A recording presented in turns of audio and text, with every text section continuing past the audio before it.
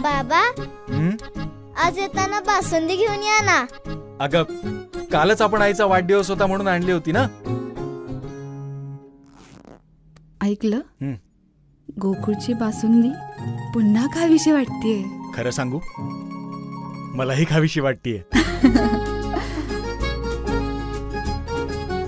पुन्हा पुन्हा खावीशी वाटणारी गोकुळ बासुंदी.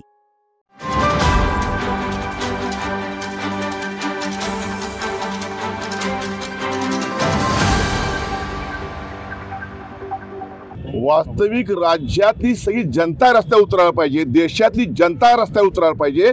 कारण हा अपमान जो झालेला आहे तो घटनाकार विश्वरत्न महामानव डॉक्टर बाबासाहेब आंबेडकरांचा अपमान या गृहमंत्र्यांनी केलेला आहे. त्यांचा आम्ही धिक्कार करतोयच. पंतप्रधानांनी त्यांचा राजीनामा घेणं गरजेचं आहे. ज्या आपल्याला महामानवानी ह्या घटनाकारांनी घटना दिली त्याच्यावर देश चालतो 75 वर्ष.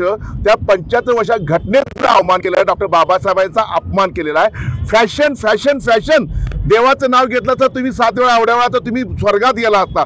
स्वर्ग का नर्क कोणी बघितलेला आहे? परंतु ज्या पद्धतीने डॉक्टर बाबासाहेब आंबेडकरांचा जो अपमान केला आहे तो त्यांनी केला आहे, तो ठरवून केलेला आहे. महाराष्ट्रात राज्यपाल ते होते ते सुद्धा ठरवून अपमान करायचे. म्हणजे थोर पुरुषांचा महाराष्ट्रात देशाचा अपमान करायचं हे भाजपचं षडयंत्र आहे.